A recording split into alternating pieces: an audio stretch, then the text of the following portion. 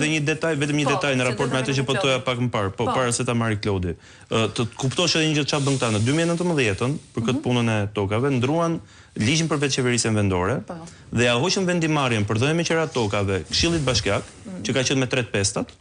se praktikisht në pothuaj asnjë bashki nuk e kishin fuqinë, nuk e kishin vota 3 pestat për t'i miratuar këto akt marrëveshje, këto kontrata dhe ja kaluan titullarit bashkisë. Dhe çfarë ka ndodhur nga ai moment, të gjithë kryetarët e bashkive ndjehen pronar të tokës që ata administrojnë si kryetar bashkie dhe japin me vendimarrje personale. Prandaj është kjo nisëm e imja, prandaj janë këto shkresa që janë dërguar dhe prandaj bëj thirrje të gjithë institucioneve, të gjithë bashkive që u jam drejtuar zyrtarisht, në mënyrë të veçantë po ja përsëris edhe një herë Bashkisë Vaudejes, zbatoni ligjin, ktheni përgjigje konform kërkesave që u janë dërguar, sepse hallet personale, hallet e titullarëve ose në rastin konkret hallin e Kristian Shkrelit me Vladimir Gjonajn e zgjidh pagu nuk e zgjidh unë. Por